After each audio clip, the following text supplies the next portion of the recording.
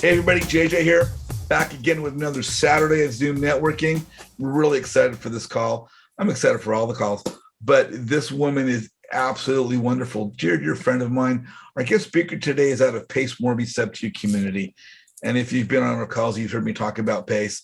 Pace is a premier genius in creative finance for the real estate industry in the country, which means the world.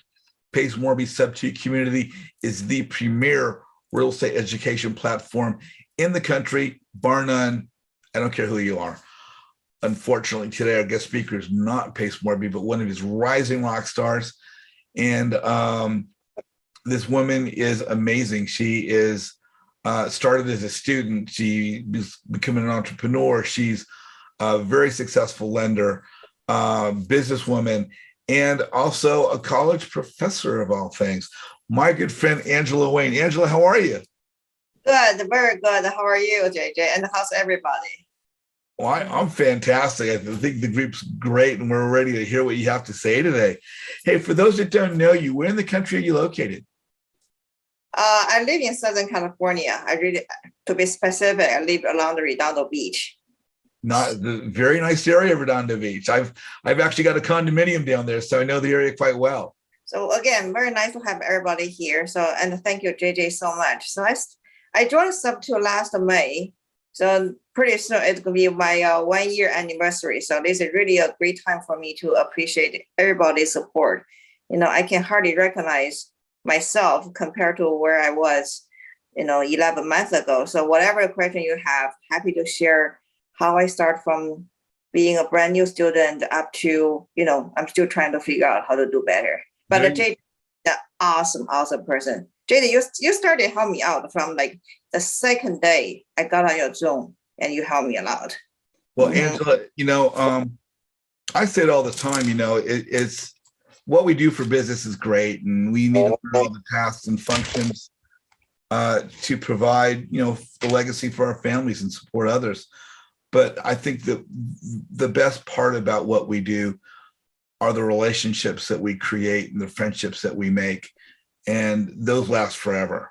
A deal comes, a deal goes, money's made, it goes in the bank, or it gets reinvested. But when you're making great friendships with wonderful people, there's no better joy than that, because that just fills your life. And for me, it fills my heart. Let me ask you, we talked the other day, we've talked a few times, know a little bit about you. Real estate's not something you were raised with. You had another career path. When you were young, your family was not directing you to real estate. Tell us a little bit about that. Yeah, the opposite. So my background is my parents are medical doctors, and normally when I have family people around, we can open a hospital. We get people from every department, including somebody working as a vet. So they always want me to, my path by default has been always go to medical school and become a doctor. So I like to do the opposite of what my parents told me. So I decided to become not only a pre-med route, I actually got a literature degree in China. By the way, I'm from China. So I did some PR firm for 3 years in Beijing. And those 3 years really honed me into how to communicate with people better. And that actually helped me nowadays how to close deals. And then, and then I came to the US, then I went to the math department, got a graduate degree in math, and then later on got a PhD degree in statistics, and then worked in several functions.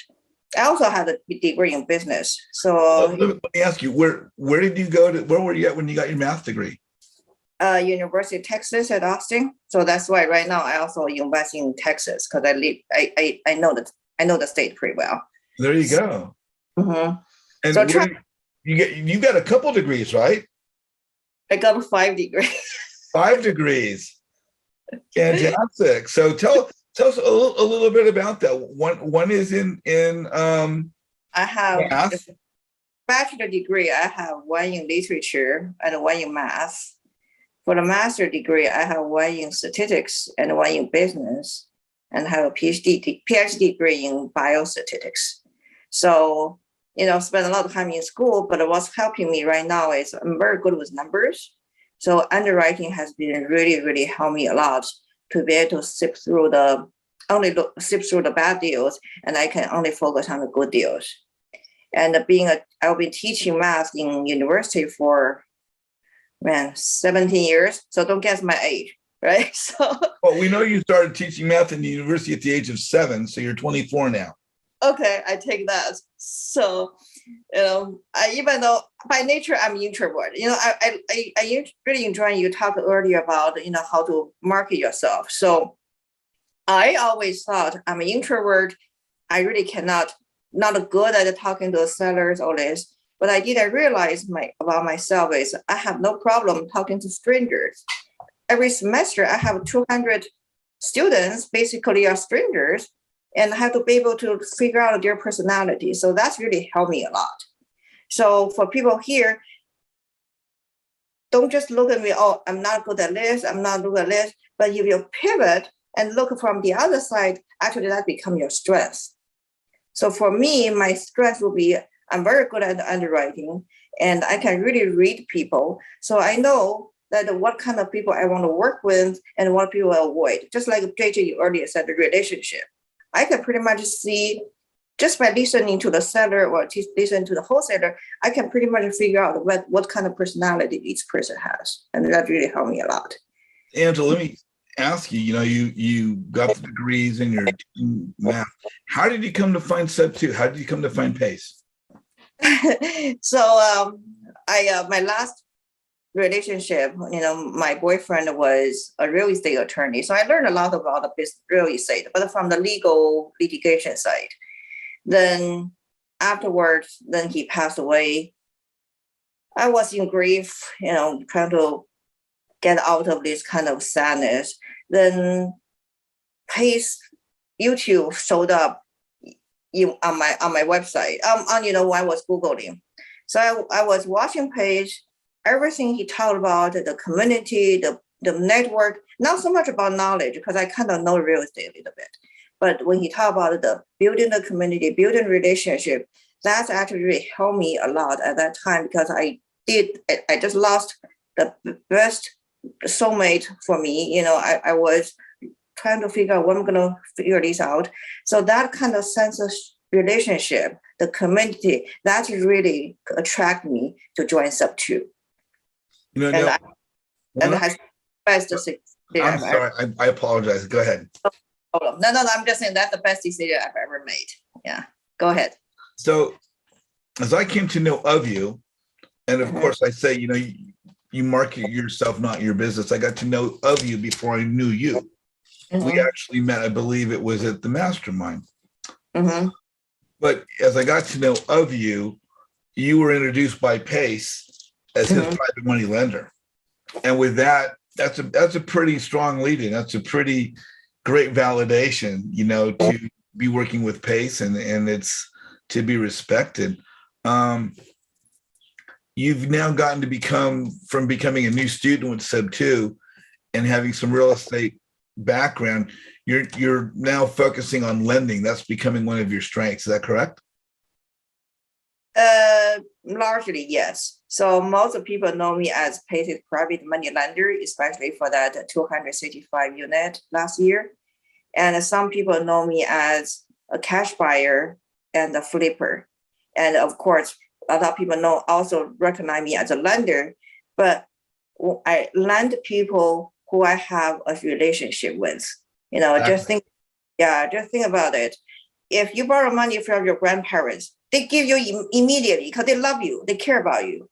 But if you ask money from from your coworker, it's a hard sell. So for me, it's the same thing. So there are some people in Sub2, when they ask for me for money, I even don't ask for the deal. I just say, okay, how much do you need? I don't ask for the term. I don't ask for interest. I just say, how much do you need? Because I already have that relationship building already. But people I don't know, I have to ask so many questions. I have to ask about, what kind of collateral, what kind of risk it is, because I don't know the person. So at the end of the day, it's a relationship building. You know, I've heard the phrase private money lender. We all hear the phrase private money lender.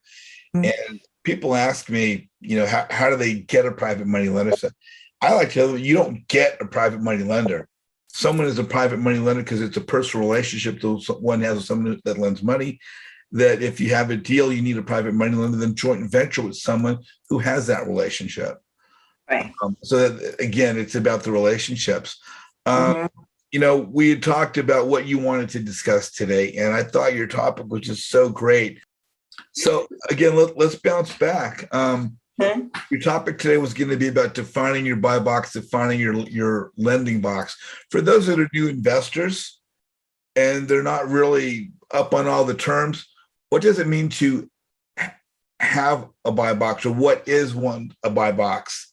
Right. Of course, Yeah. we'll define it, but for the new investor, what is a buy box? Right. Yeah. So before I answer your question, Pace always said reverse engineering. For wholesalers, have a buyer in place before they look for a deal. Same thing with buy box. So when I started off, I just thought, okay, I'm just gonna buy wherever I can make money.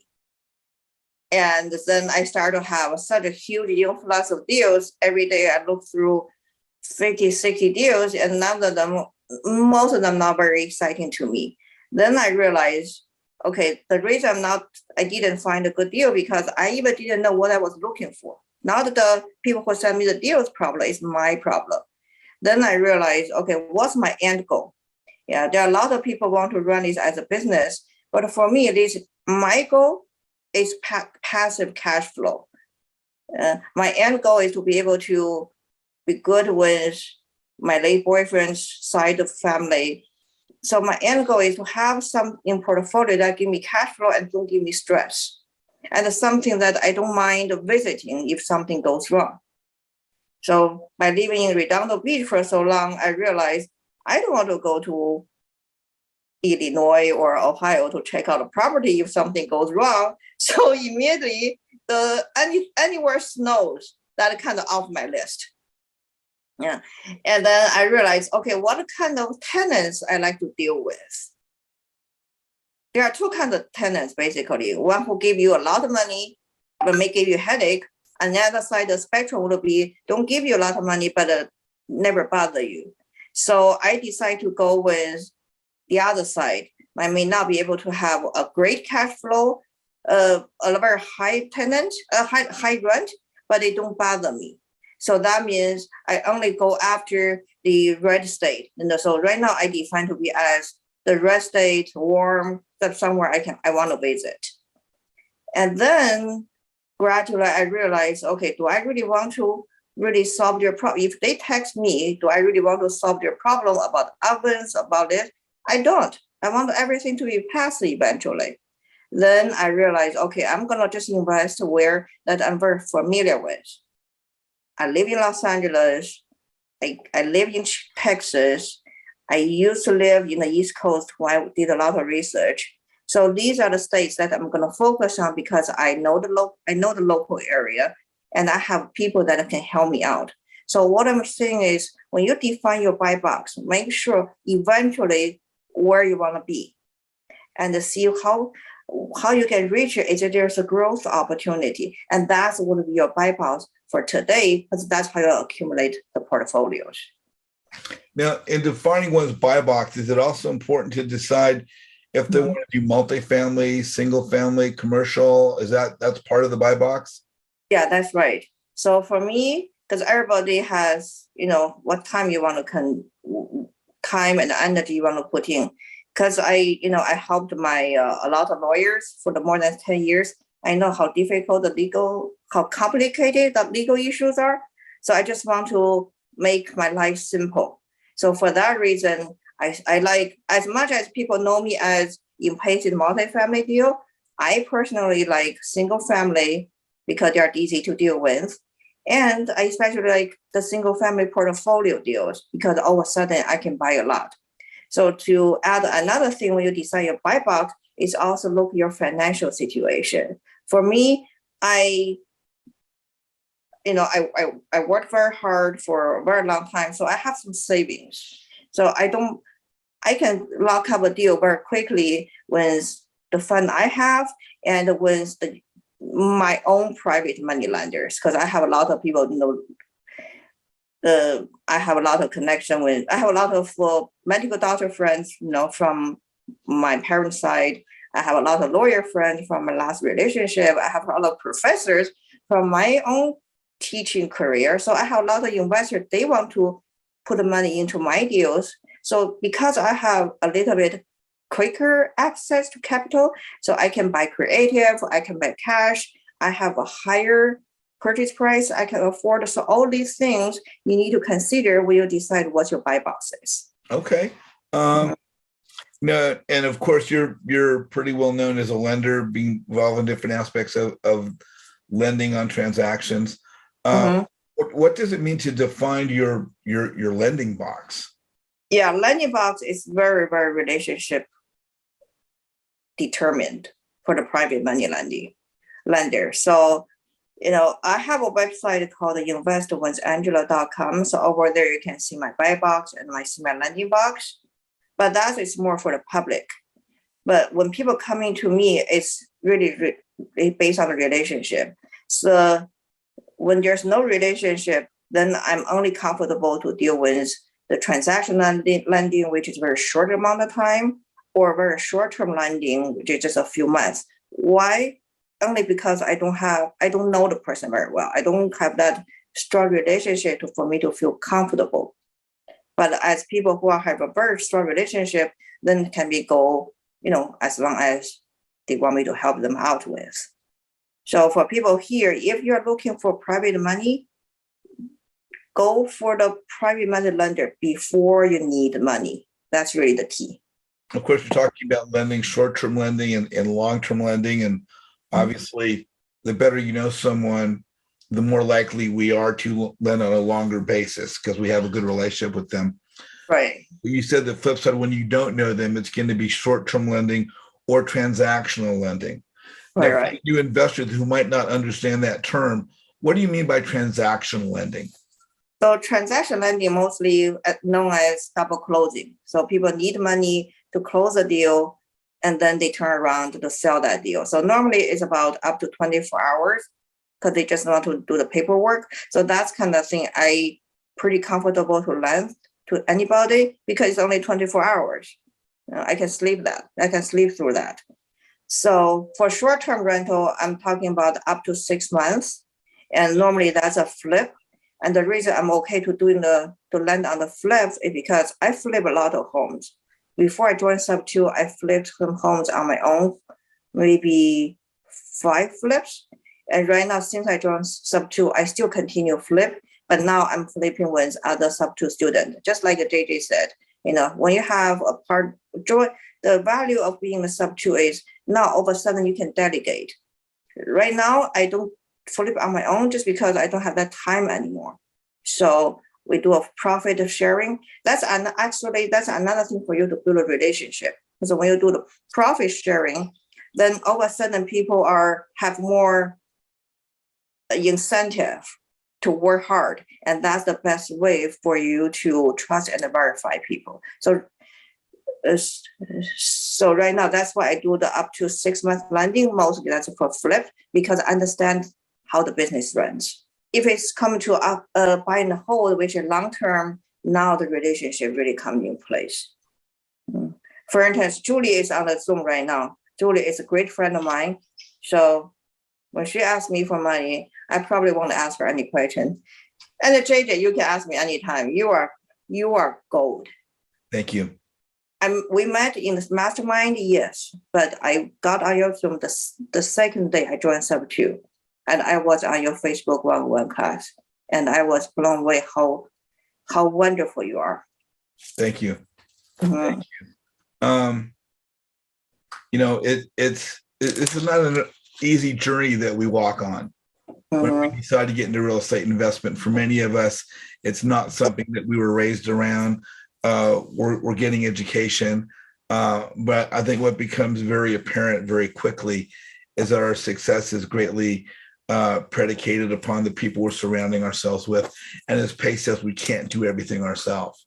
So it's important to find other people that we could work with by having strong relationships that we could offload some responsibilities to, so we could, as he says, build our team.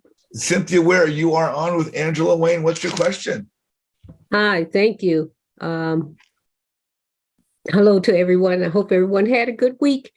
But my question is, how long ago did you start into real estate? And then what's been the toughest challenge for you to grow? I'm learning.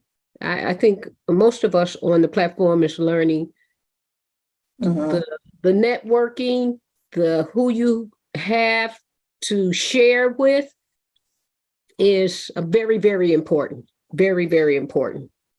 Sure, yeah. So you asked me about when I started and what's my current biggest struggle, right? Yeah. So as I said, I started to handle real estate litigation since 2005. That's how early I started with my real estate attorney boyfriend. So we got quite a few properties just because people couldn't afford a lawyer fee. So I don't know whether that will become as the start of my real estate. But to be really officially start, actually, that's during the COVID. Two reasons. First of all, I'm a hustler. I like to do things. So during the COVID, and I teach in university, so everything was on Zoom. So I had a lot of time. So I need to find something to do. And also, as I said, my late boyfriend passed away at the end of 2019. So I was emotionally, I was in bad shape. So I started to do real estate, just keep myself busy. Yeah. So in terms of my current struggle is because now people, they send me deals, or there are a lot of people, they actually want to help me to underwrite their deals. So I get the phone calls, messages all the time. So I didn't really have a big team. Right now, I don't have 2 VAs. So my struggle right now is a system. So that's actually I want everybody to know is when you are small, that's the mistake I made. When I was just by myself, I thought, oh, okay, why do I need a lot of people to hear? I'm just gonna do my own. But then once you have from no deal coming in to all of a sudden a lot of deal coming in, if you don't have a system in place, you cannot handle. There's so many people. They text me, they Instagram me, they Facebook message me. I don't reply that much because I don't have the time. And I'm pretty sure I lost some deals. I may pissed off some people. People may think I'm just snobbish, whatever, because I didn't reply to them because I forgot. I still forget. Yeah. Have people that you can work with, even though you are small now, even you don't have a deal, build some, identify people that eventually you're going to work together. If you're not good at checking doing the email follow-up, CRM, find somebody who are good at. So you have people in place. Once you're at that stage, you are ready to go. So right now, I'm not ready to go on a bigger system. That's my struggle. The best way to get a hold of me is phone calls, because I always answer phone calls. But the text and the message normally take me a while because I don't, very easy to ignore. So recently, I'm working with a substitute student, and I like him a lot. He's a very go-getter, and he called me so many times. That's how he got a hold of me.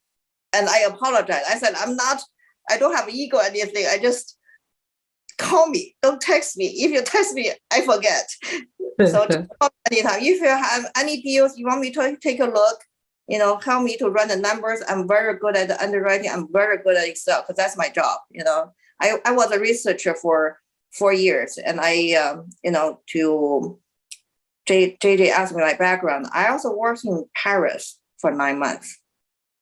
And I also worked in Brazil for 4 months. And I worked in Princeton University for 4 months. For all these are all research related. So when it comes to numbers, I'm very confident. So just Call me up. Wow. Don't address. Just give me a number. I don't want the address. I hate addresses because then it becomes a problem. So, I'm more than happy to help you out to underwrite your deal. We have CJ. CJ, you're on with Angela Wayne. What's your question? Hey, JJ, can you hear me? Yeah. All right. First of all, thank you so much for having us here, having Angela here. It's great listening to you guys. It's just amazing. My name is Chirag Jutwa. I recently joined Subtool like last week, so not too long ago. I'm a construction professional, and my question to you is: I recently last year December I finished my master's degree, and I started working. And I have always been super passionate about real estate, so I couldn't wait to just start. So I want to start right now. And the problem I have is I've been studying real estate for so long. I know so many strategy to work with, but my problem is I don't have funding. So what do you suggest? What strategy should I use to start in? Should I go for BRRRR? Should I go for flipping? I'm also thinking about house hacking, but I live in LA, so it's crazy. Prices are just crazy here. So for me right now, it's hard to do house hacking as well. So if there's any advice you have for that, it'd be awesome. Make sure you bring value to the people you reach out to, and don't ignore a lot of things that you can do. That's how I started with, I try to bring value to other people because, when I started, I really didn't know anything about creative financing, Subtool anything. So I bring value to people. So, that back then I helped them to underwrite deals and give them some legal advices so I knew that. So for you, if you have a master's degree, this is actually good for everybody. So Subtool is great, but as JJ said, every community has some value. So if you have your professors, your classmates, don't ignore them. So a lot of my money actually from the professors in business school, because then they also give me not just the money and also their own network. So everybody we all have one value we can bring. That is your own network. That's something nobody can tap into. So if you can bring that kind of network, the value in that network to the people you want to partner up with, they don't care whether you have money. They don't care whether you have collateral or not, because the service you can provide, that's the most important thing. Right. So just to conclude it real quick, so what you mean to say is that I should keep networking and keep building relation, adding value first, few months, and once I'm good with that, then people will realize it, and then the opportunities will automatically come to me at that point. Is that correct? Yeah, and then when it comes to network, there are two ways. Either you know a lot of people, but everybody only know at the service level, or you just know very few people, but you know them very well. So depending on your personality, for me, by nature, I'm actually an introvert. I don't really talk a lot to people. So I rather know just a few people, but I know them very well. Like JJ, we were very good friend. And I don't know, JJ knows 3,000 people. I can't. I don't want to. But as long as I know JJ, I know JJ is 3,000 people. You know what I mean? So depending on what you're good at, what's your time constraint, what you want to do, go with the route that you actually sustainable. This is a marathon, not a sprint. You don't want to do so much and you burn yourself out. Right. I understand that. That is so valuable. Thank you very much. I appreciate it a lot. Yeah. And if you have trouble with networking, JJ is the expert. You want to, then all of a sudden so many opportunities just open up. Absolutely. That's why I'm here. Thank you very much. Chirag, I want to add to that. Yes, you want to network. It's important that you build relationships within your community. And it's not something like you just do it for a few months and get going. You never stop networking, because networking is in everything you do. It's about building relationships and how you present yourself. And the key thing is to always be yourself, not be a used car salesman, not be an ambulance chasing attorney, not be you know, calling, you know, giving yourself a nickname that is undeserved. But being yourself, being genuine, because when you be that person that your family knows you to be and loves you to be, and you're genuine with how you present yourself, people cannot help but love you. You know, and then at the same breath, networking is like fishing. You throw a net out over the water to bring in a couple of big fish. You know, whether you're door knocking, driving for dollars, cold calling, you're going to have a 1% hit rate on which properties come in to be a potential lead. You need so many potential leads to be a deal. Networking is the same thing. You throw a big net to bring in those few people that Angela's talking about, but you have to go through many people to find them. Do I have a group of 3,000, 4,000 people in my network? Yes, I do. 10% of them will be 300 or 400. 1% of them will be 30 or 40. If I have 30 or 40 people that can be lenders for me, or people that can bring value to me, I'm gold. But we get that by I don't want to say throwing a bigger net, but reaching out. How you market yourself, how you present yourself is what's going to bring you opportunity. Networking leads to visibility, and visibility leads to opportunity. So yes, you're always networking, and just be yourself. You're not going to resonate with everybody, but some people you will. And on occasion, you're going to find someone that's going to bring you unbelievable value, and they're going to like you just because you're you. Yeah. And also just the personality. You know, I mentioned there's this substitute student. He called me, he told me the deal, and I asked him a few questions, and then he got the broker on board. Then he wrote an email to everybody to summarize the phone call. He was such a action taker. So I don't care how much money he has. I don't care how much value property he has. Just that is personality. Oh yeah, I don't mind doing a deal with him. Cora, you are on with Angela Wayne. What's your question? Hi, Angela. Nice to meet you. Hey, nice to meet you. Thank you, JJ, for having this. I think JJ kind of answered my question, but I also wanted to ask you, when you look for private money lenders, do you have like, I don't know if the word elevator pitch, like, or do you just try to get a really good rapport with them and not try to pitch, or like, what is like your process? Is it more natural, or? I pretty much can weed out people within the first 10 seconds, you know, because, you know, I've been teaching for so long. As I said, every semester I have 200 new faces every single time. Oh my God. So I look at two things. First, how they approach me, and the second, what they say. So one very extreme story. All of a sudden, out of the blue, I got this email from a person. In the email, he said, I'm walking to the property. This is my wire instruction. I need this much money. Oh. Do you think I'm going to land this one person? No. Right? But this is extreme. This is true, but it's an extreme situation.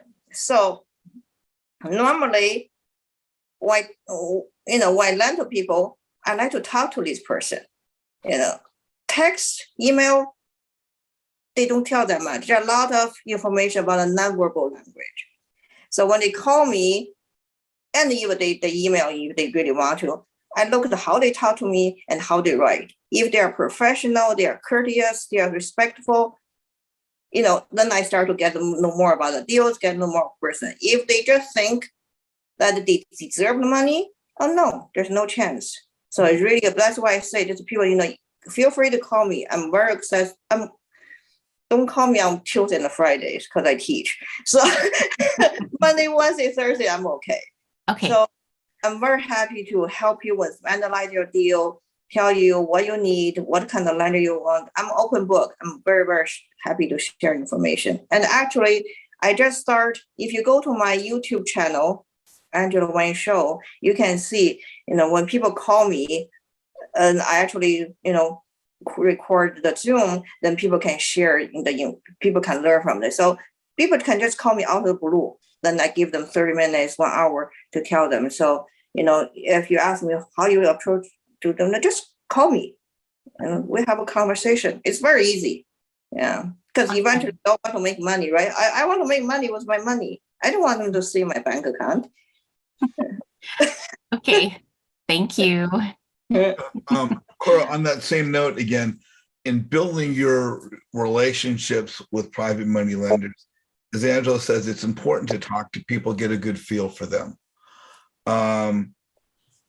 As she was also saying, when people are just writing, whether it's a text message or a Facebook message, one of the things I see frequently is bad grammar.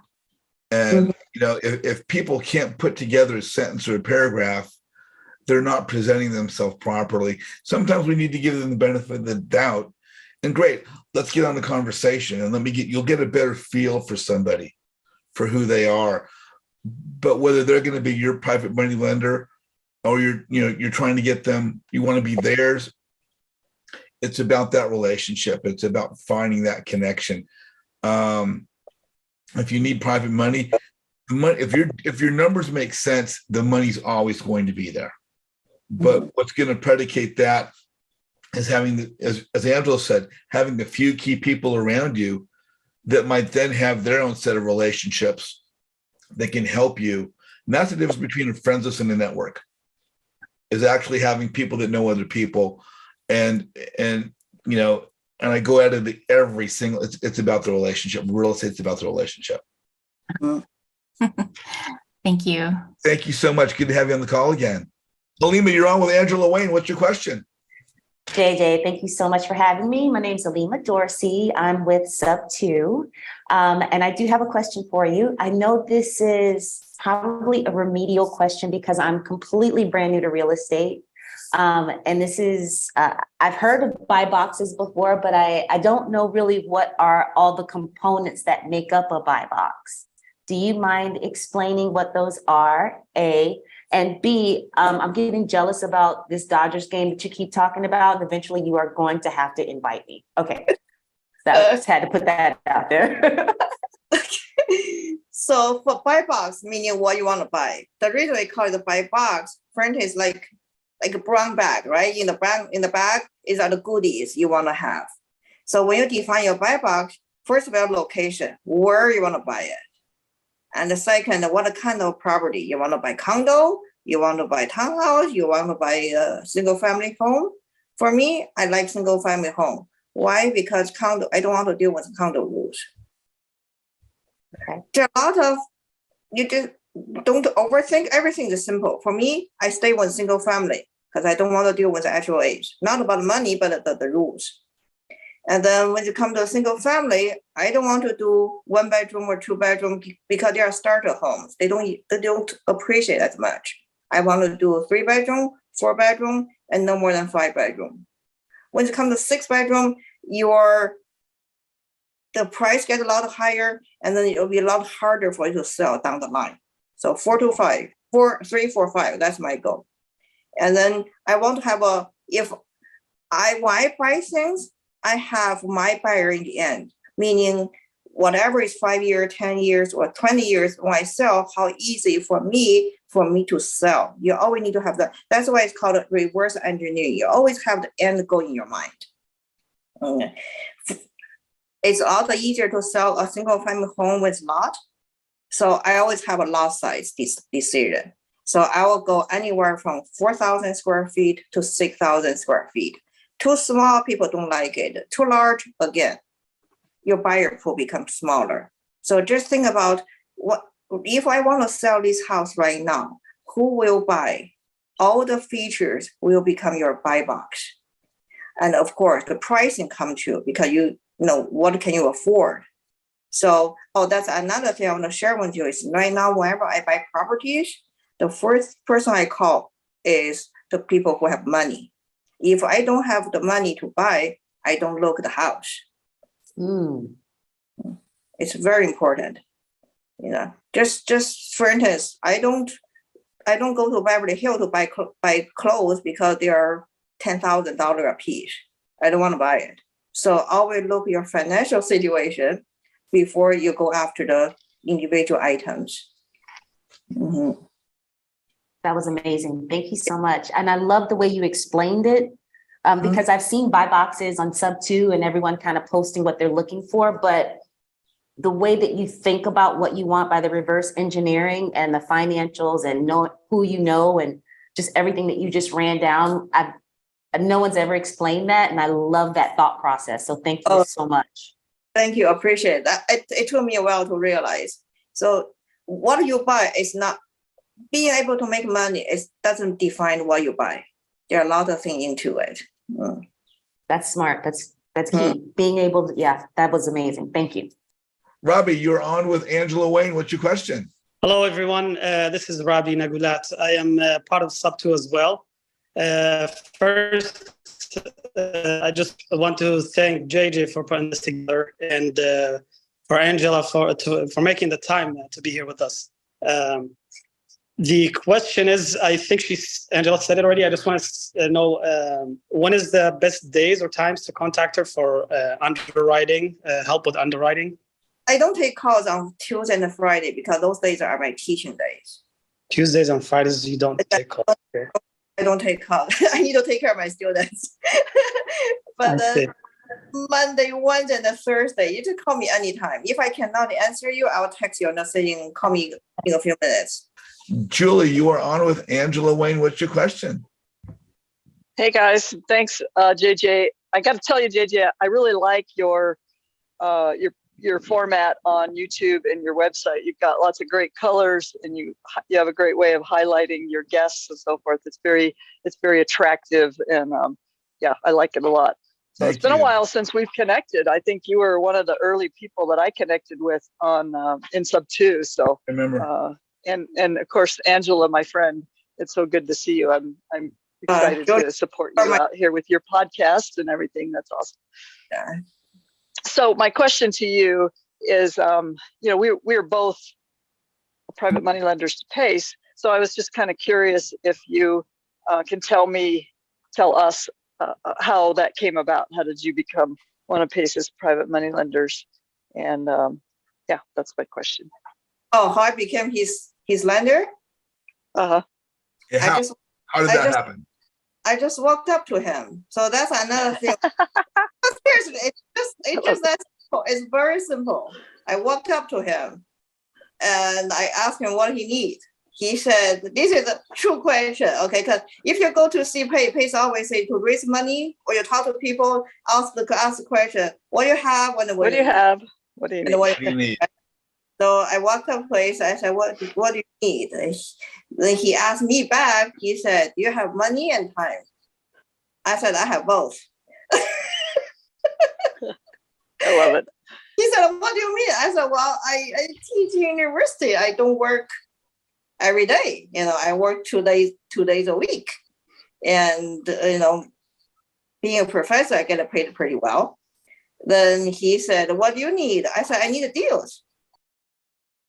And PACE said he needed money. So here we go. So this is like that's why I say don't overthink. Really say it's very simple.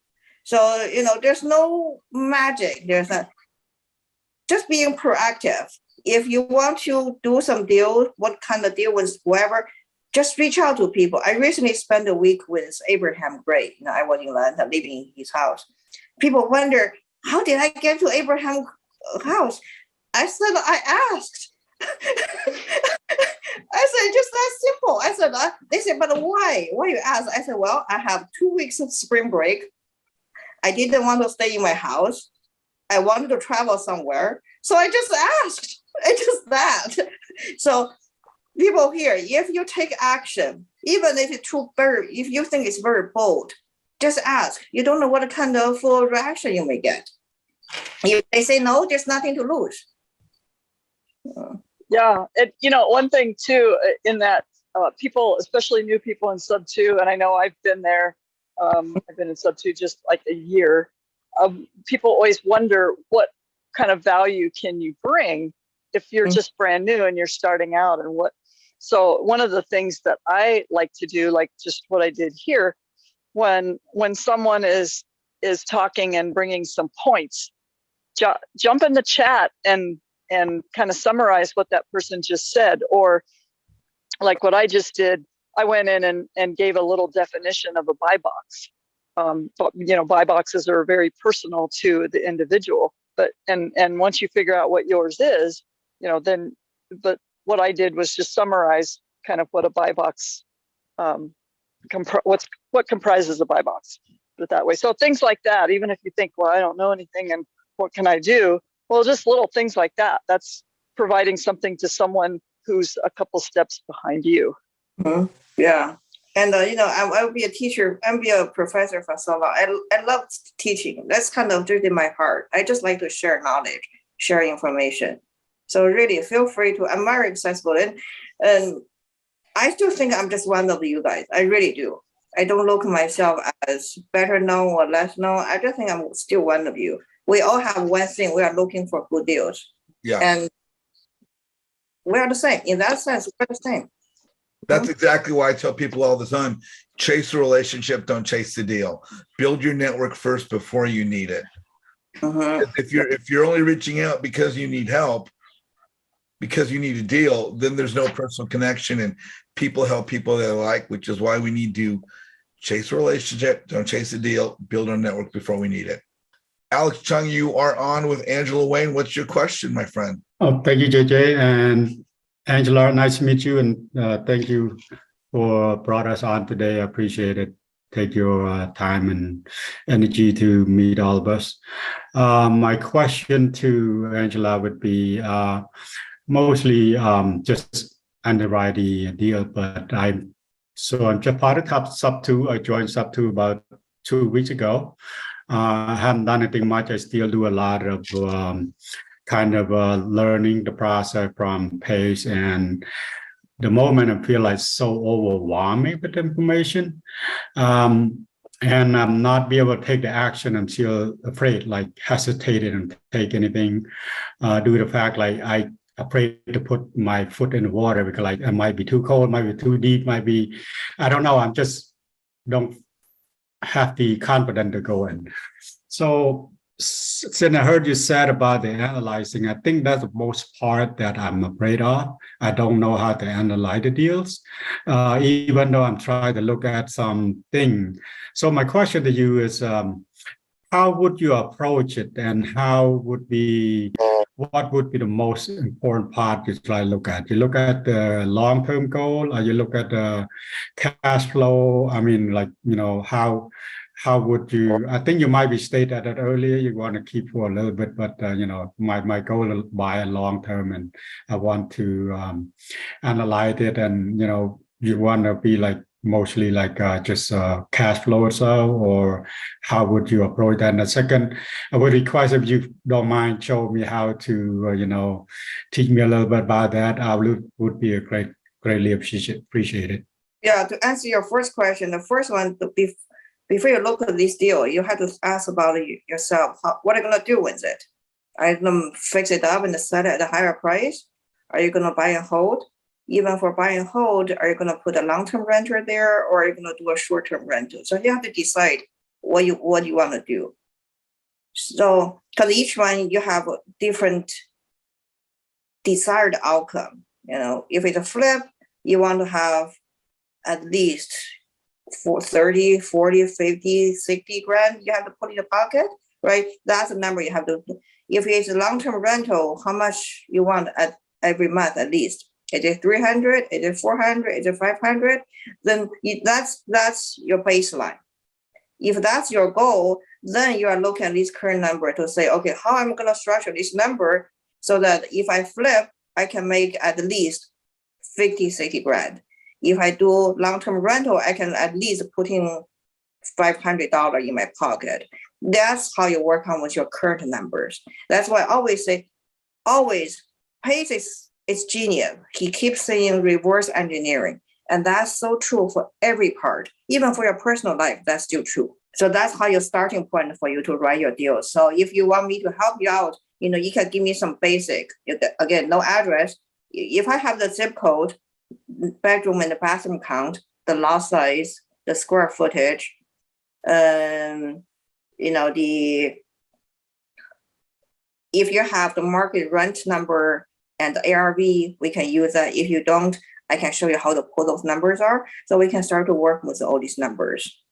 But the important thing, you need to have picture, because without picture, we don't know how much money you need to put in to modernize it. Angela, I wanted to ask you, as far as following up with you on social media, is the best place, would that be Instagram, Facebook? I know you mentioned your Instagram page earlier. Yeah, just go to investwithangela.com, and that one has my Instagram, Facebook, and LinkedIn, all these links. So it's a work in progress right now, but I'm working on it. My last question for you is, my group is a networking group. For the new investor or the experienced investor who's coming to social media, what is the importance of networking to build one's business? Oh, it's huge. Then people always ask me how I could be successful so quickly when in sub 2. And I said, well, day 3, since I joined sub 2, I went to JJ Zoom. So I got to know JJ's mastermind networking. So that's how I really got to know a lot of people. I was still, at that time, still figuring out is that event, what my avatar should be. Then I reached out to JJ. JJ helped me out to define what I'm good at, what I don't enjoy doing. And then that really helped me to avoid a lot of twists and turns to be able to find my path that's best suits me. So joining the mastermind like JJ's, it's really the key. All of a sudden, you have access to so many different people, so many different talents, and there's so many networks that you would never. I'm most likely to do JV with people, just because now all of a sudden, instead of doing 2 deals, which my own I can manage. Now I can do 20 deals at the same time, because now I have partners to handle all this. If you guys are watching this presentation on YouTube right now, please like Angela's presentation below in the comments. Please put some kind of comment about, maybe what was your biggest takeaway about Angela's presentation. Again, if you are on with us right now, whether live or watching on YouTube, contact Angela for Instagram is the best way to invest with Angela. Is the best way to get hold of her. And if you want to contact with me, jjazizan.com, you find the registration to the networking group, register with us, join our Zoom calls, join our community. And if you're on the call right now, do not go away. We're about to go to breakout rooms, do some live networking. We have a couple more questions people want to ask. We'll get to those during the breakout rooms. And Angela, I guess from here on out, we'll just tell everybody thank you, and we'll see them again soon.